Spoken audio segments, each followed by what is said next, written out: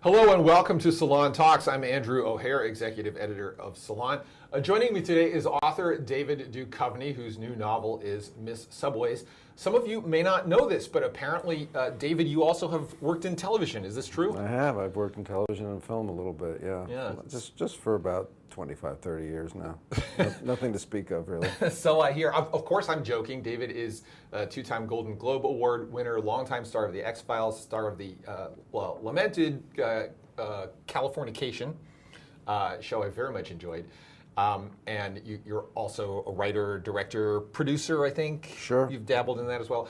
But this is not your first novel, and in a certain way, one could argue that maybe at a certain point in your life, it was likelier that you would end up as a literary novelist and Sure. maybe a teacher Yep. of writing or literature than a Well, that was the well-known actor. plan. That Yeah. was the plan. I was in graduate school. I was working towards getting a PhD, so that I envisioned teaching at a college level and Sure. getting college level vacations, which are like 3 months, 4 months a year, Yeah. in which I would write. Yeah. And so that was kind of the long range plan that I was looking at in my early 20s. Yeah, but both of my parents were English professors, so I think we could have a long conversation about how interesting. Yeah. That- What you do with your summer. Yeah.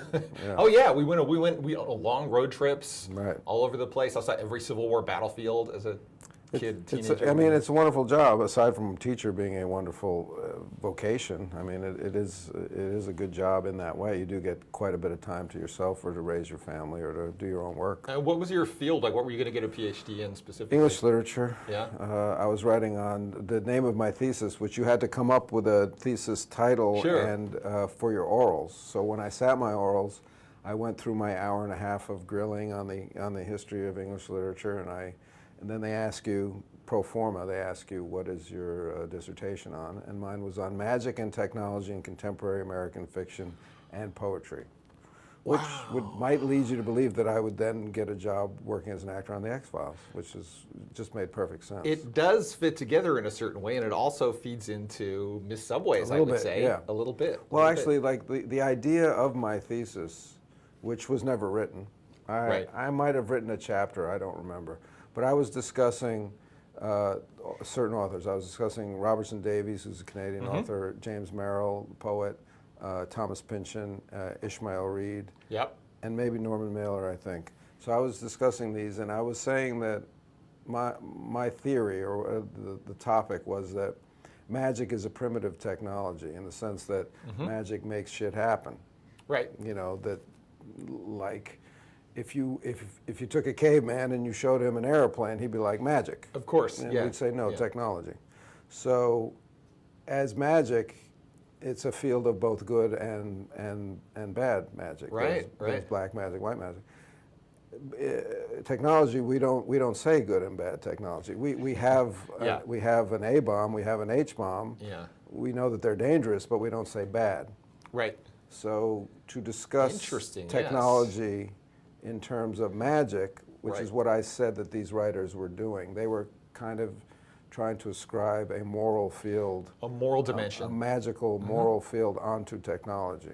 And isn't this actually a major point of discussion in the technology world now? Like how much to think about I was ahead of my morality? time. You I were wish way ahead of I your wish time. I'd written Yeah. it. I wish I'd written it. I blew it. Yeah, and look how you ended up. It's been terrible, right? Well, yeah, well, I mean, you look at somebody like Oppenheimer, where you have Yeah. somebody dealing with this issue, which is, Now the the truth physicists have known sin, or whatever it was. he right. said, Well, the yeah. truth is that, and sin obviously being a moral Yes. valence, but we've never had a technology that we haven't used. Like, Right, that's the right. scary thing is like, if we can do it, we're going to try it out. Right. So Right. to try to imbue technology with a moral field is I think a worthwhile enterprise. Yeah, if it's possible to use social media by flooding it with nonsense in order to completely pervert the democratic process, somebody might try to do it. you know, Right, just exactly. Just to cite a random example. But there's a lot of stuff in Miss. Now that you've explained all that, there's a lot of stuff in Miss Subways that kind of comes. I hadn't even. I thank you for bringing that up, because I really haven't put it together myself. So it's good to know that I finally have written my thesis in a fictional form. In the form of a very entertaining, funny, and I thought consistently surprising novel. Just on the first few pages, I could tell that I was I was actually today reading this on the subway, which is kind of the perfect Yeah. meta level, probably. Yeah. And it is about the Miss, it does refer at least to the Miss Subways pageant, a famous part of New Yes. York's past, which we can get to. But in the first couple of pages, you have a joke about Paul Manafort and explanations about the man-spreading phenomenon on the New York subway, which was a big thing, still is a big thing, kind of. And references to George Eliot, one of my favorite subway reading authors, actually. Right. Strangely, she writes in fairly short, pithy paragraphs. Was she serialized? Is that why? So maybe. Yeah. Nietzsche, who you don't mention, is also really good for the subway because he writes those tiny little epigrams. Nietzsche comes at the end. And it's not short, though. It's one of the longer ones. One of the longer ones, It's a beautiful piece of Nietzsche. But yeah, anybody who writes parabolically like that, like Nietzsche or Jesus. Or, Jesus is good too. I love me a parable. 12-step programs, they're good with slogans and sayings. I don't necessarily believe, however, that they actually had a quote from Kafka's Metamorphosis on the wall. I think they might have. I which know. also occurs in like page 5 or something like that. Yeah, well, that's the first one. That kind of sets the whole train running. But I really do think that was the inspiration. One of the inspirations for the book was sitting on the subway and seeing that. That's what I tell myself. I think I did see that quote in the subways. Wow. Which does seem fabulously misguided to have something about a guy turning into a giant cockroach. I know, on the subway. Where you are likely to see a giant cockroach at almost any moment. You're likely to see a human-sized cockroach at any time. This is true. So tell our viewers/readers a little bit more about this book and the genesis for it. It does refer to Miss Subways. It is set in New York. It is partly about the subway system, but not just that. Well, it uses the subway system metaphorically as an underground, mythologically as a place where things are hidden, a place where things lie fallow, a place where maybe your power is lying dormant as opposed to up top, above ground. So it kind of uses that. It also uses the subway as this magical connector of human beings, of where it takes a human from one place to another and it randomly might intersect them. And you observe that the social rules on the subway are kind of different from daylight. People act, I think they act worse on the subway than they might. I think they feel like they can't be seen so well. Right. At least that's always been my experience as a writer.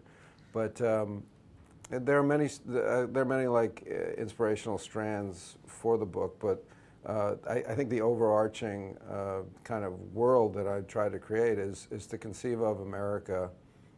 It is an immigrant nation, and that as all these waves of immigrants came from all the countries of the world over the past few hundred years, they brought with them their gods, their customs, their mythologies, and as they assimilated, for better or for worse, more or less, some cultures have assimilated more than others. Some remain somewhat standoffish, but that these mythologies and these gods have remained, and yet they're kind of bored and angry that they've been thrown under the bus for Jehovah or the Judeo-Christian God. And they still have their certain amount of power, and they still have games to play, and they still have their mythological power to flex. So they're still around, and in this book there's Filipino, Irish, Chinese, African, Haitian. There's all different kinds of different mythologies from our melting pot of a nation that are still here. So that's kind of the world that exists in the book. It might be fair to say, and I actually don't see any clear relationship, but I couldn't help thinking of Neil Gaiman's American Gods in reading this, and it might be fair to say that people who enjoyed that universe might also. Well, I have to say that was a scary thing, because when I was writing it, I think I told somebody, maybe I had even written a draft, and I told somebody basically what I told you. Yeah. And they said, "Well, have you read American Gods?" And I was like, "No." And I was like, "Shit." So then I went and I read it, and I was like, "Oh, thank goodness, it's a completely different, very different conception." story." Yes. And then I even went beyond that. There was actually there were ideas floating out there that even precede Neil Gaiman's execution of this particular idea of other gods, being on this soil. So I was like, okay, it's kind of an idea in the public domain. They're good, so. And to get back to the literary scholarship, I don't know. We don't want to sort of give people homework, because I promise. Nobody wants homework. There is no homework required to read this book. It's very enjoyable on its own terms. But I know that there's a famous in its time, not famous now, verse play by William Butler Yeats, the possibly sounds like homework to me. Maybe greatest poet ever, one of them anyway, makes the short list. Yeah. That played a role here, but explain exactly how that works. What's that play about, and what grabbed you about it? Well, when I was in graduate school at Yale, a friend said, "Come out and see. I've got a friend who's performing in a play." I said, "Okay." And then I sit down, and it's a verse play, and you know, verse play. It's a different time and a place. It's a different pace. Let's say it's a different time and a pace. That's fair. It's like watching a poem on its feet. Right. It's not exciting. And not a lot happens. It's about the language. So you're watching language, and I'm falling asleep. And but I stayed awake long enough to understand what the terms of the play were, which was, it was about the Irish king Cuchulainn, or Cuchulainn, I think, and Emer, his wife. And Cuchulainn has, in a frenzy, because he's found out he's murdered his own son in battle, is now fighting the waves, which he's going to lose, because you don't beat the waves. Famous metaphor, You don't beat the waves. So a demon of some kind called a Beyond Seed comes, Banshee we say in English, comes to omens of death, comes to Emer and says, "This is what's going down with your husband. You can save him, but if you save him, he will not know you. He'll wake up in a concubine's bed. He won't know that he had children. He won't have any idea that you ever existed, and you can't ever know him again." So she has to give up her hope of an old age with this man in order to save his life. So that stuck with me. That was like 1980, probably 1984, 1985. And it's always been in my mind that, like, I would like to see a fucking ballsy pagan rom-com like that. You know, our rom-coms are so toothless and weak. You know, oh, I had to give up coffee, and now we love one another. You know, it's like, so it's like, here's like really, this is a rom-com with meat. And I thought, well, like, I would like to write a rom-com like that. Like, this is my version of a romantic novel with, like, true pagan stakes of nasty life and death.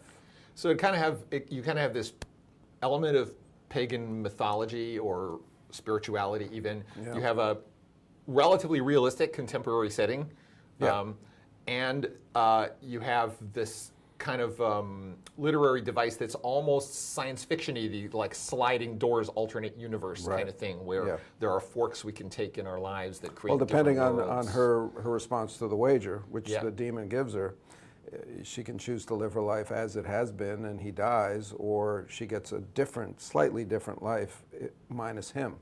And that's the second part of the book. And then the third part, and it's also about a woman kind of developing her own agency as a person and as a writer. So when we meet her, and if it's the sliding doors business, when we meet her, she's more of this man's assistant, more helping him, propping him up. When he disappears from her life, she becomes more of the writer of this story. And in the third iteration, she is truly the owner of her own story.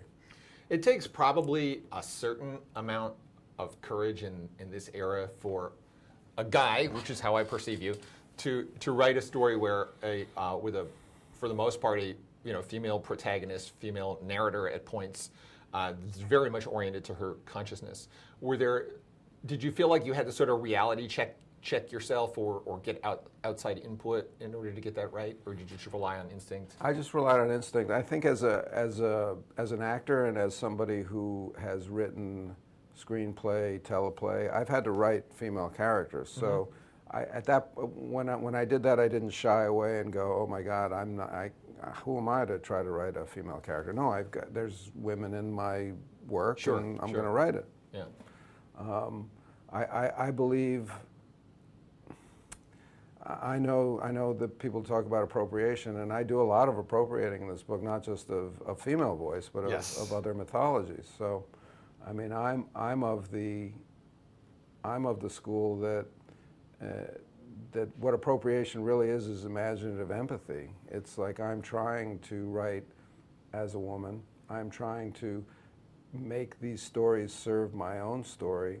I'm not saying this is how women think. I'm not saying I'm better at being a woman than a woman is. I'm not saying this is how these mythologies should have gone. This is a better rewriting of the actual mythology. I'm just merely mixing everything together and making a new story that's not in any way authoritative of anything else except as an exercise in imaginative empathy, I think. Well, I think it, you know, I wouldn't know how a female reader receives this, but I never felt like it was either patronizing or trying too hard, if you know what I mean. The two pitfalls that you see there, that you were trying to think through this person, you know, who has flaws and virtues. Well, it's a voice. When I write, I kind of write to a voice. In the first book, it was a cow, a female cow. You know. This is true. This is true. Your first book.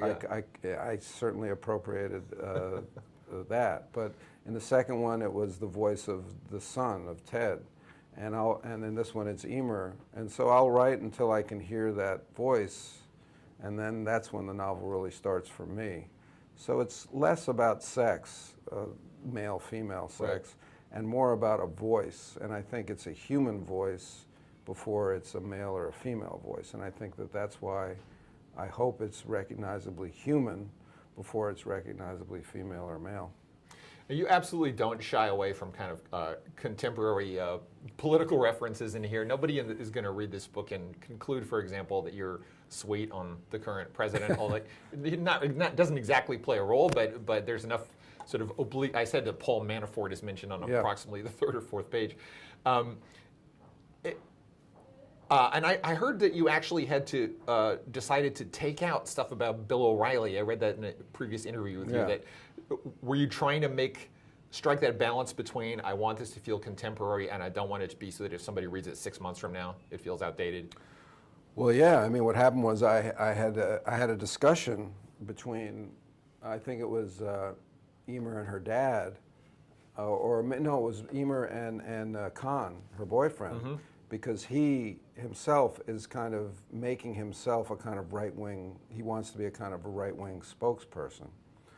And he is saying at one point that I cut out, I was like, do you think Bill O'Reilly is really the asshole that he portrays himself to be? No, he's playing a part. And Emer says, no, I actually think he's an asshole. And then this stuff happened, and then it was like, well, I can't do it. It's just, you know, the real news eclipsed whatever point I was trying to make between these two characters, and it wasn't structurally important to the book, so I could just kind of excise it easily. But I think there's a danger, you know, anytime you name check stuff that's happening in the news. But again, it was very important, and I think one of the reasons I set out to write in the first place was it was during the Trump stuff with the wall. And it was Trump. It was Trump saying, you know, protect America from these immigrants. And in many ways, the first iteration of the idea of this idea of immigrant ideas coming into America is of a guy going, keep them out. It's Kahn's version of it saying, no, the American stuff is better.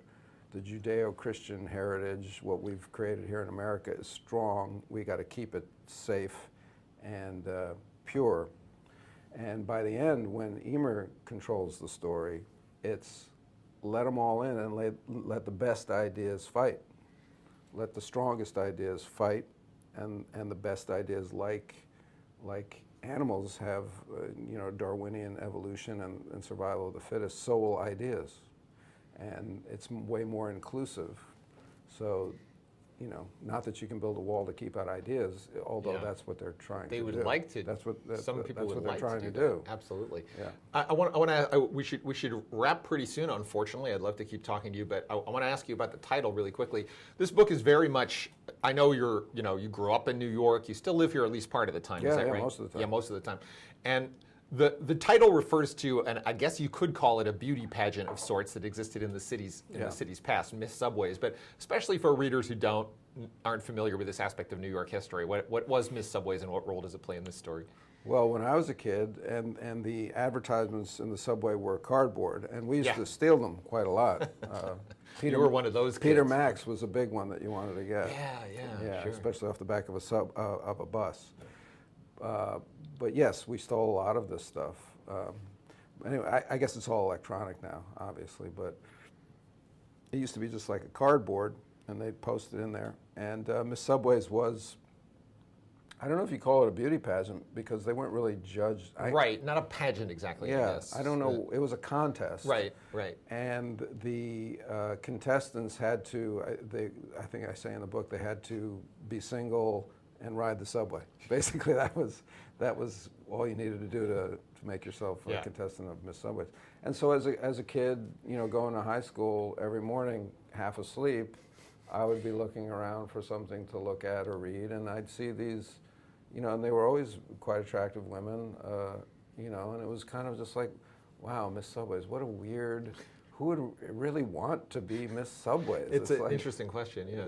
It's like, I don't know, so it was just so New York and so small in a great way that it always just stuck in. See, that stuck in my mind, and there was Joe DiMaggio doing Bowery Bank. Yes. And what I loved about that was it would say Joe DiMaggio, and it would have it in quotes. It would say, you get 7.5% at the Bowery. And I get it, they were telling you what your interest was going to be, but I just couldn't imagine that Joe DiMaggio actually came up with that on his own one day. It's like, don't quote me, but it's 7.5% of the Bowery. It's like, I love that it was in quotes. Joe DiMaggio says.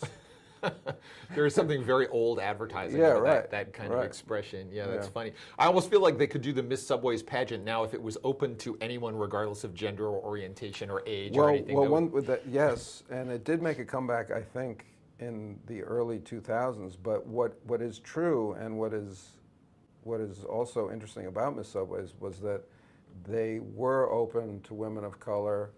And that's interesting, and to other nationalities besides, white Anglo-Saxon Protestant Americans, and so many of them were Jews. It was not. It was way more inclusive before Miss America was ever going to be inclusive. So it does have that in its corner. And I will throw one obligatory question about the XFiles, but related to this book. You said somewhere that working on that show for all those years actually did teach you a lot about story, which then you were applied to your writing career. What kinds of lessons did you draw from that? Well, coming out of graduate school and, say studying a verse play. Yeah. Where not story kind of not secondary, story-driven, tertiary. language-driven. Yeah. Or even, modern and 20th century novels. And postmodern, contemporary, whatever you want to call those movements. Not plot heavy, thought heavy, language heavy, surreal heavy. And that's really what I cut my teeth on. And that's what I thought was great writing. So I was like, plot, that's like so 19th century, that's so Dickens, that's so Eliot, who needs a plot? All I need is language. And I was wrong. Most people really like plot, right? They were human. We like stories. And as much as we like language, we like stories. And working on the XFiles and just kind of being in a plot-heavy, any kind of dramas, you better be plot-heavy, especially television. It is. Yes. It has to be plot-heavy. I'm going to watch my stories. Yes. I'm going to sit here and watch my stories. So I just kind of like ingested, and it kind of stripped away that, let's call it a pretension, but it stripped away that pretension of art for art's sake, or language for language sake, or a novel is a language experiment, or some kind of Wittgensteinian conception of language. So like, F you, David, give us a fucking good story, So I was like, okay, well here's, I'm going to write stories and I'm going to bring my love of language into it for sure, but I'm going to make sure that I'm telling a story that's worthwhile and that people like turning the page, like I want to know what happens to those people. I'm interested. Yes, that's a very, very important element. Right. Well, listen, I probably would have done an interview with you anyway, but I want to tell the viewing audience, frankly, I really did enjoy Miss Subways a lot, and I recommend it. I think it is really well written, and also I wanted to read it to find out what would happen to these people. So, so hey, there you go. Well, that's perfect. David Duchovny, TV and film star and author of the new novel Miss Subway.